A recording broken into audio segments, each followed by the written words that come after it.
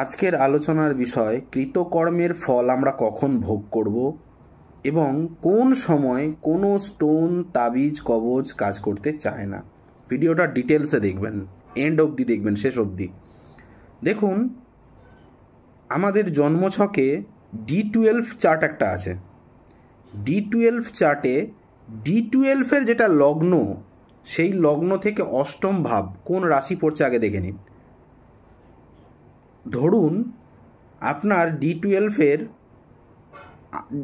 লগ্নটা পড়ছে, ধরে নিন কন্যা লগ্ন, তাহলে তার অষ্টম ভাব কি?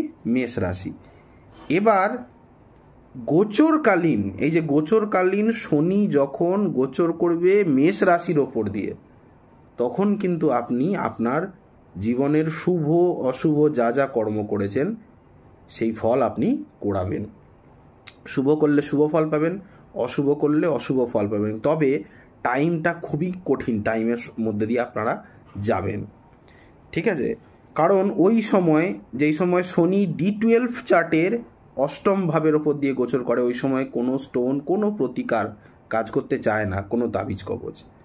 আর একটা ফর্মুলা বলছি, ধরে নিন D12-এর যেটা অষ্টম ভাব, সেই অষ্টম ভাবে যদি চন্দ্র বসে থাকে, কিংবা চন্দ্র যেখানে বসে আছে সেইখান থেকে D12 চার্টে D12-এর লগ্ন সাপেক্ষে অষ্টম ভাবে যদি চন্দ্র সাপেক্ষে চতুর্থ বা অষ্টম ভাব হয় এবং সেইখান দিয়ে যদি শনির গোচর হয়, তাহলেও কিন্তু আপনাদের ঢাইয়া কিংবা কণ্টকা শনি চলবে এবং সেই সময়ও কিন্তু আপনাদের কর্মের ফল আপনারা ভোগ করবেন। কোনো স্টোন তাবিজ কবজ আপনাদের শ্যুট করবে না।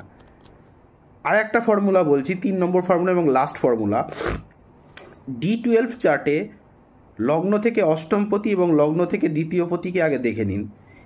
এই দুটো ভাবাধিপতির যখন আপনাদের মহাদশা অন্তর্দশা চলবে, সেই সময়কালে যেগুলি পাপগ্রহ, যেমন শনি, রাহু, কেতু, মঙ্গল, এরা যদি ওই অষ্টম ভাব বা দ্বিতীয় ভাবের ওপর দিয়ে গোচর করে, D12-এর যেটা দ্বিতীয়, D12-এর যেটা অষ্টম, তার উপর দিয়ে গোচর করে, কিংবা এদের কোনো রকম কোনো দৃষ্টি গোচরকালীন ওই অষ্টম ভাবের ওপরে পড়ে, কিংবা সেকেন্ড হাউসের ওপর, সেকেন্ড ভাবের ওপর দিয়ে পড়ে, তাহলে দেখবেন ওই সময়টা আপনার জীবনে ওই যে যত বছর অবধি চলবে, তত বছর, 4 বছর, কারো 5 বছর লাগাতার কিন্তু খারাপ যায়, আমরা বলি না, খারাপ সময়ের মধ্যে দিয়ে পড়বেন। কোনো স্টোন, কোনো কিছুই, প্রতিকার বলুন, পুজো পাঠ করুন, হাজার মানত কাজ করবে না, আপনি ফেড আপ হয়ে যাবেন।